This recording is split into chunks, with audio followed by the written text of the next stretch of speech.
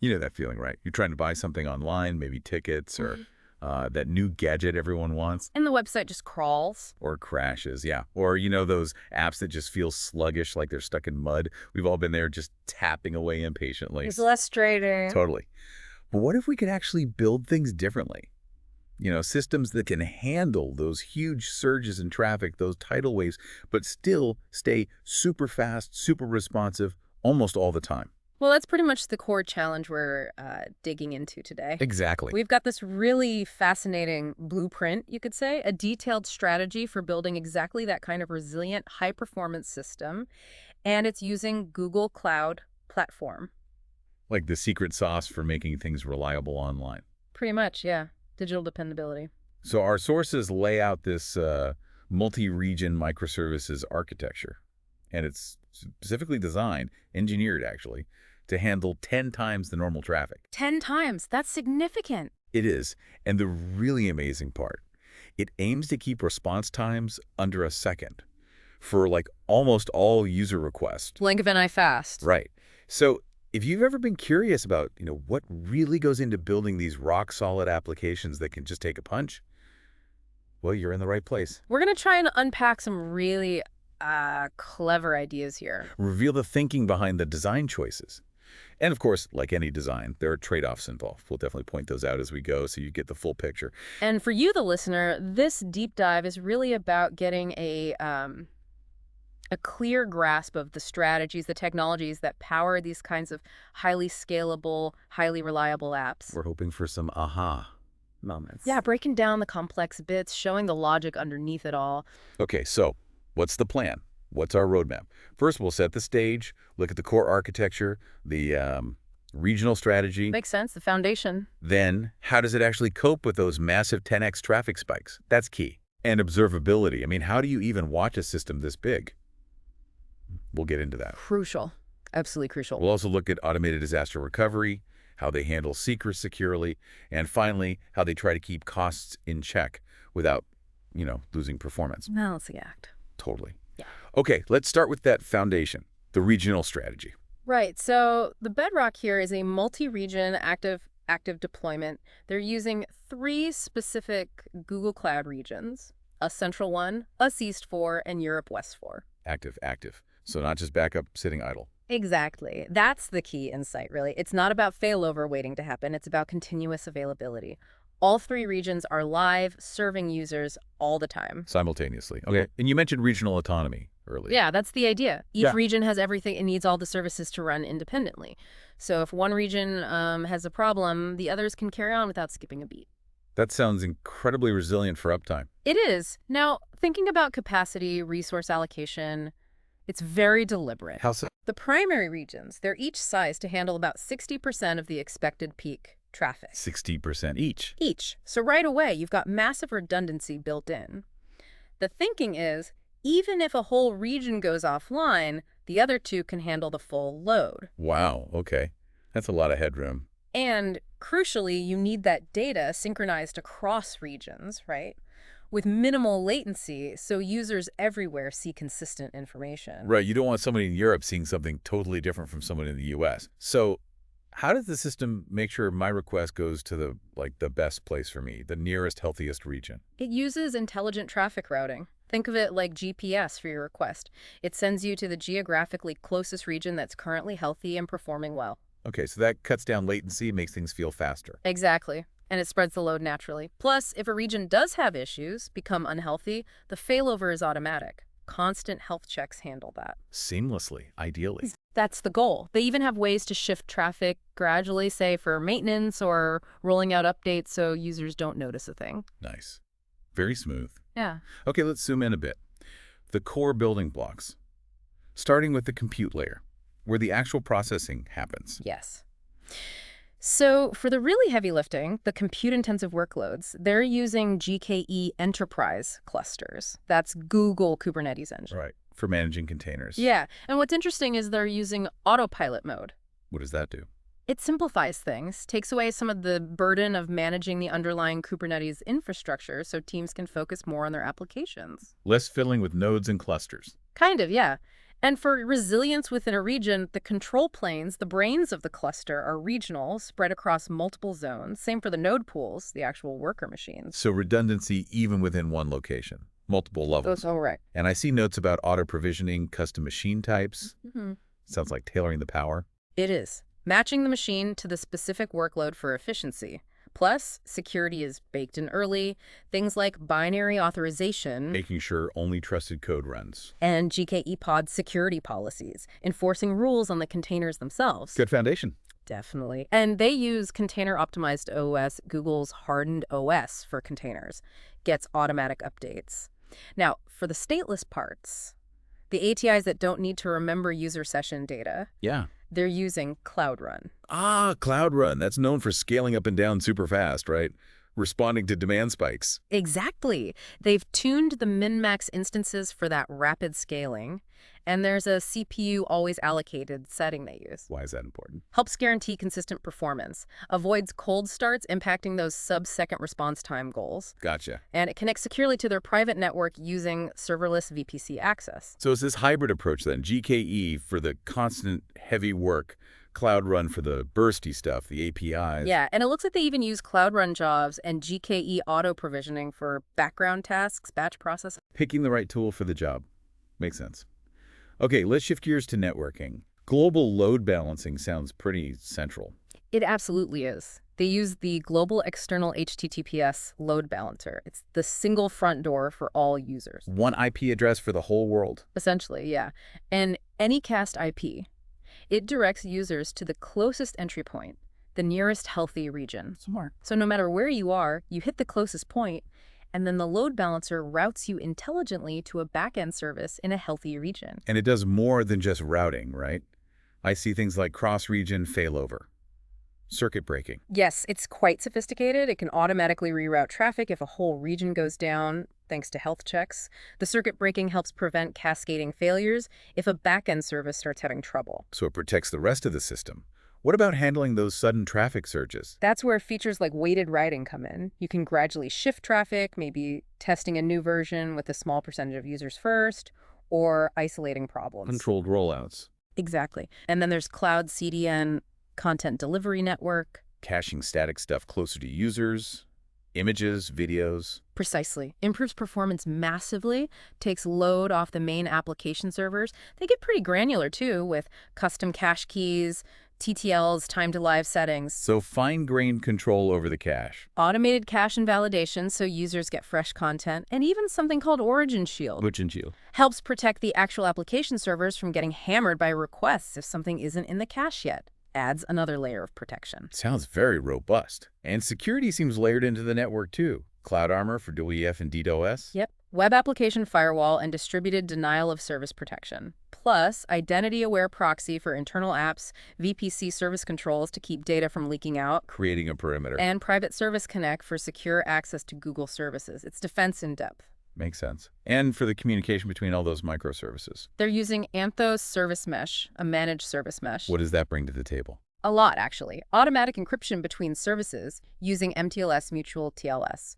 Traffic splitting for safe canary deployments. Testing new versions on a small slice of traffic. Right. Request-based routing for things like A/B testing. Plus, internal resilience features like automatic retries if a service call fails temporarily, circuit breaking within the mesh, and rate limiting. Rate limiting. So one service can't overload another? Exactly. Prevents runaway requests from causing problems. Okay, so we have compute, we have networking. Now, data. Where does everything live? Looks like a multi-layered approach here, too. It is. For the transactional stuff, data that needs strong consistency, think financial transactions, order processing. Where accuracy is paramount. They're using Cloud Spanner, configured across multiple regions. Multi-region spanner, that's powerful. Very. But you have to manage it carefully. A key thing is sizing the instances based on peak CPU, keeping it under 65% ideally. Leaves headroom for spikes. Right. And they use read replicas in each region. So read operations are fast locally. Exactly. Minimizes latency for users reading data in their own region. They also use database design techniques like interleave tables, optimize indexes to make queries efficient. Speeding things up. Okay, what about caching? Memory store for Redis Enterprise, Also set up with cross-region replication. Keeping the cache consistent everywhere. Yeah, with conflict resolution built in. The goal is a really high cache hit rate, like 95%. Meaning 95% of requests get data from the fast cache. Correct. Avoids hitting the slower database. They tune eviction policies carefully, what gets kicked out of the cache when it's full, and use read replicas with connection pooling for the cache itself. More layers of performance and resilience. What about NoSQL data? Data that isn't neatly structured. That's Firestore, again, multi-region. Seems like a lot of thought goes into the collection design, the indexes needed for queries, and using denormalization where it makes sense. Denormalization, so storing data in a way that's optimized for reading, even if it means some duplication. Sometimes, yeah, it's a trade-off for performance. And they use Firestore transactions to keep related data changes consistent. Good practice. And unstructured stuff, files, images. Cloud storage, multi-regional buckets for durability. They use lifecycle policies. To move old data to cheaper storage. Exactly. Saves costs. Object versioning is on, so they can recover accidentally deleted files. And cache control headers on the objects to tell the CDN how to cache them effectively. Works hand in hand with the CDN. It does. Finally, for messaging, asynchronous communication between services, it's PubSub. Okay. Global topic, so services anywhere can publish or subscribe. They're using the exactly once delivery guarantee. Which is important, right? You don't want messages lost or processed twice. Crucial for reliability. They also use message filtering, dead letter topics for messages that fail processing, and schema enforcement to keep the message data consistent. Wow. Okay, that's a really comprehensive data architecture. Redundant, performant. So, how does all this handle those 10x traffic spikes we talked about at the start? Right, the scaling strategies. This is where it gets really interesting. They use a mix of predictive and reactive scaling. Predictive. Like fortune telling. Sort of. It uses machine learning on past traffic patterns to anticipate upcoming surges, so it can scale up resources before the traffic actually hits. Proactive. I like it. Often combined with cloud monitoring's anomaly detection to catch unexpected spikes, too. Okay, so it tries to look ahead. Yeah. And reactive scaling. That kicks in when the load is already high. Correct. For Kubernetes, that means horizontal pod autoscaling, or HPA. It watches metrics like CPU and memory. Keeping them around 70%. Yeah, that's a common target. It automatically adds or removes application instances, pods, to match the load. They also use Kida Kubernetes event-driven autoscaling. Kida, what's that for? Scaling based on things other than CPU memory, like the length of a message queue. Useful for background processing that needs to scale with workload, not just resource usage. Oh, okay. And then there's the cluster autoscaler that handles the underlying VMs, the nodes. Adding more machines if the pods need more space. Exactly. It scales up pretty fast, like within 30 seconds, but scales down more cautiously, maybe waiting 10 minutes to avoid disruption. They also keep about 30% buffer capacity. Just in case of sudden bursts. Yep. So the system is designed to both predict and react. Okay, scaling handles the resources. What about managing the traffic itself during those peaks? Can't just let everything flood in uncontrolled, right?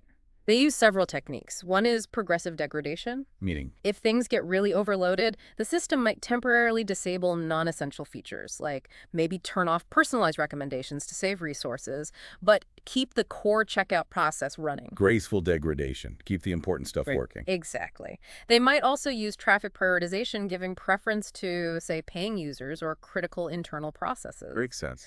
And at the back end, especially databases, they use connection pooling tools like PG Bouncer to handle many connections efficiently. Adaptive query timeouts stop bad queries from hogging resources, and read-write splitting helps optimize database load. Lots of control levers.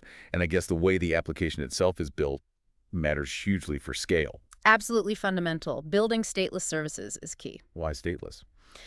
Because it makes it easy to just add more identical copies to handle more load. No session state stuck on one particular instance. Horizontal scaling becomes simple. Much simpler. Also, using asynchronous processing offloading tasks that don't need immediate results keeps the main request path fast. Optimizing data access for caching is huge, reducing database load, and using circuit breakers within the application code. So one failing service doesn't bring down others. Right, it prevents those cascading failure. Okay, so it scales, it manages traffic. Yeah.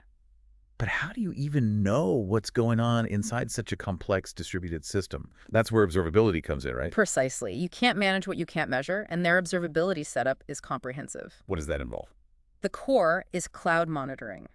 custom dashboards for everything, business metrics, application performance, infrastructure health, and importantly, custom service level indicators, SLIs. SLIs. Those feed into SLO's service level objectives. Exactly. The SLOs define what good performance actually means, like their 99.99% availability goal or 99% of requests under 500 milliseconds. Concrete targets. Right. They track error budgets based on these SLOs and use burn rate alerts to know if they're consuming that budget too quickly, signaling a potential problem. They also use Prometheus for some specialized metrics. And the alerting seems quite sophisticated, not just basic thresholds. No, they use multi-window, multi-burn rate policies. The idea is to reduce noisy alerts, alert fatigue, and make sure the right team gets notified based on the actual severity. It integrates with PagerDuty for automated on-call routing. Smart alerting. Okay, what about logs? Must be an ocean of logs. Billions and billions, probably. So structured logging is essential, using a consistent format like JSON, including correlation IDs to track a single request across multiple services, adding context to log messages, classifying severity clearly. Makes them searchable, analyzable. Exactly. All this feeds into log analytics for querying, detecting anomalies automatically, setting up log-based alerts, and they archive logs to BigQuery for deeper long-term analysis. And tracing, to follow a request's journey. Yep. Distributed tracing using CloudTrace, with OpenTelemetry instrumentation in the code. Do they trace everything? No, that would be too much data. They use a sampling strategy, capture 100% of problematic transactions, but maybe only 5% of normal ones. Enough to get a picture. Efficient. They use B3 headers to propagate the trace context across services, add custom attributes for business context. It lets them visualize request flows, correlate traces with logs and metrics, pinpoint latency bottlenecks, and map out service dependencies. Like an X-ray of the system in action. Pretty much. And beyond monitoring, logging, tracing, there's operational intelligence. Going a step further. Yeah. Using error reporting to automatically group and classify errors, integrating with tools like Jira, using Cloud Profiler for continuous performance profiling. Finding code-level bottlenecks. Exactly. Automated regression detection to catch performance drops after deployments, monitoring database query performance, network latency. It's about proactively understanding and improving performance. Not just reacting to fires, but preventing them. Okay, Yeah. super important. Now, the big what if. What happens if disaster strikes? A whole region outage, something major. Disaster recovery. Yeah, DR is obviously a huge focus. They have a multi-tiered approach based on how critical a service is. Tiered. Tier 1, the most critical stuff, that uses the full active, multi-region setup with automatic failover via the load balancer. The goal, the RTO recovery time objective, is less than a minute. An RPO recovery point objective, how much data you might lose, is near 0. Wow, basically seamless recovery for the top tier. That's the aim. Tier 2, still important core services, also active, but maybe some temporary performance degradation during failover. RTO under 5 minutes, RPO under 1 minute. Still very fast. And Tier 3, less critical functions. Might use an active-passive setup where a backup region takes over.